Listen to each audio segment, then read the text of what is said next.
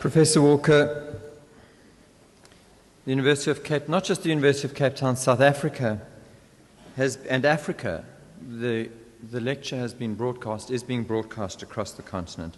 And I fail to express a special welcome to the Conference of African Student Leaders, which is happening in South Africa at the University of Cape Town today. And those leaders will take back the message. We have been honored this evening to listen to the words of someone who is gifted not only in the powerful expression of language, but also in calling the world to respond with compassion to the injustices that have moved her to action.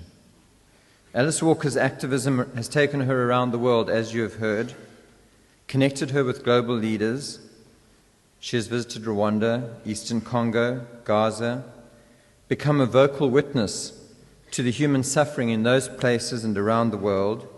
And in most of those struggles, gender inequalities and gender oppression, women's oppression, has been present and pervades and overlays those struggles and those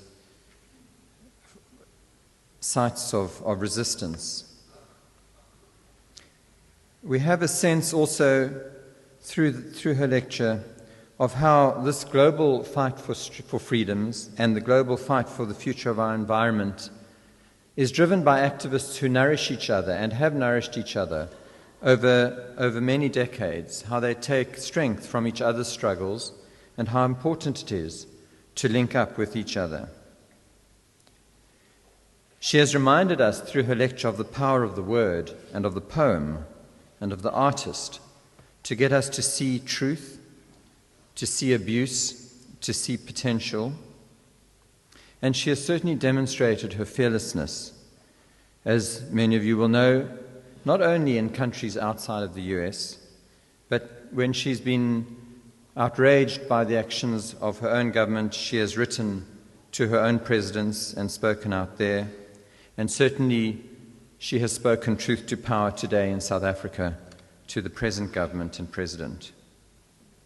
She reminds us how important it is to have outsiders speak to us and show us those home truths. Perhaps more than anything, she has held up a mirror to us to see our own society again, a mirror which we have avoided looking into over the last few years because we know what we'll see and we're afraid of it and we don't want to acknowledge it. But Professor Walker has this evening forced us to look into it in the gentlest way, with the kindest words, with the most beautiful words, but with very powerful words. And then she has offered us hope. She has reminded us, as Steve Biko did, that we are beautiful, that we can be better people, that we can make a better society, that this is in our hands, and that perhaps the thing we need most to guard against is a reliance on external leaders, on other people to lead us, and that we need to find that inner leadership, find it in ourselves, find it in our communities, in our small groups, and that the first step to doing that is through raising consciousness, through working with friends and colleagues to form a plan of action. And finally, she endorsed our toy-toying as furious dancing and a strategy that we can pursue together, and we do that vigorously. Professor Walker, it has been a tour de force. I think everyone here, you've seen from the reaction of the audience, feels privileged to have been present tonight. And I'd like to invite the President of the Students' Representative Council, Mr. Sizwe Mpofu-Walsh, to come up and with Mr. Nkosinathi Biko to present to you a gift of our appreciation.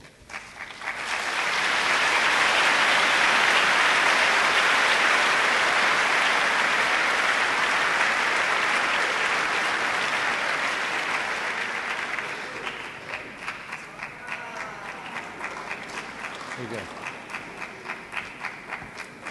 I think we each